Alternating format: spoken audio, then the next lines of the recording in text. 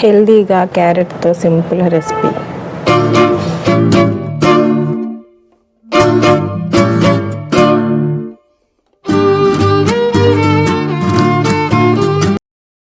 అందరికీ నమస్కారం. ఎలా ఉన్నారు? Welcome to my channel Sukanya vibes. నేను ఏదో సూపర్ ఉన్నాను.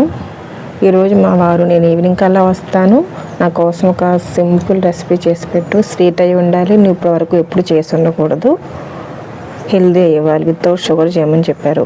ఇన్ని కండిషన్స్ పెట్టారు. ఏం చేయాలని ఆలోచిస్తుంటే ఇంట్లో క్యారెట్స్ ఉన్నాయి. సో క్యారెట్తో డిఫరెంట్గా ఏదైనా చేద్దాం అనిపించింది. క్యారెట్ హల్వా అంటే షుగర్ వేయాలి.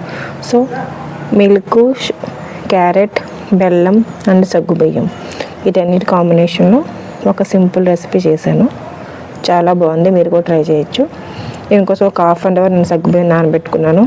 క్యారెట్ అనేది తురుముకొని కొంచెం నెయ్యి వేసి ముందు డ్రై ఫ్రూట్స్ వేయించి పక్కన పెట్టుకొని అదే నెయ్యిలో క్యారెట్ తురుమును రోస్ట్ చేసుకోవాలి. కొంచెం కలర్ కొంచెం చేంజ్ అయ్యేంత వరకు కొంచెం రోస్ట్ చేసుకోవాలి. హాఫ్ అన్ అవర్ సగ్గుబియ్యం నానబెట్టుకుంటే చాలండి. ఆ సగ్గుబియ్యం నానిపోయేలోపు మనం బెల్లాన్ని తురుముకొని బెల్లం కొంచెం కరగబెట్టుకుంటే సరిపోతుంది.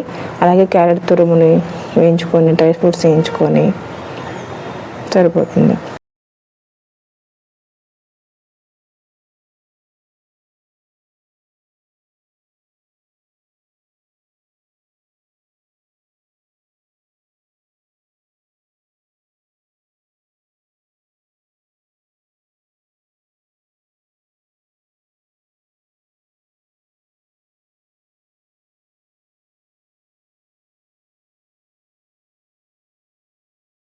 నెక్స్ట్ ఒక హాఫ్ అన్ అవర్ మనం నానబెట్టుకున్న సగ్గుబియ్యాన్ని ఆ వాటర్తో సహా వేసేసి ఒక 5 to 10 minutes ఉడికించుకున్న తర్వాత ఈ క్యారెట్ తురుమును కూడా ఇదే సగ్గుబియ్యంలో వేసేయాలి.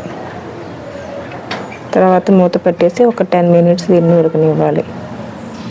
ఆడే సగ్గుబియ్యం అనేది హాఫ్ అన్ అవర్ నానే కాబట్టి త్వరగా ఉడికిపోతాయి.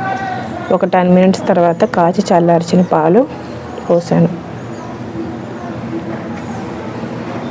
ఒక హాఫ్ లీటర్ మిల్క్ పోసుకున్నాను. ఈ మిల్క్లో కూడా క్యారెట్, సగ్గుబియ్యం ఇంకేం ఉడకపోయినా మ్యాక్స్ ఉడికిపోతాయి అన్నమాట.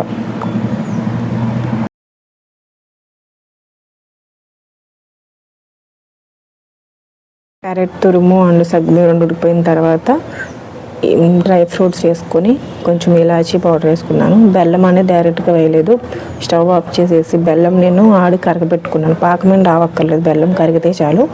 సో బెల్లం కరిగిన తర్వాత స్టవ్ ఆఫ్ చేసేసి ఆ కరిగిన బెల్లం పాకం పోసేసాను. ఎందుకంటే బెల్లం డైరెక్ట్గా వేస్తే విరిగిపోతుంది.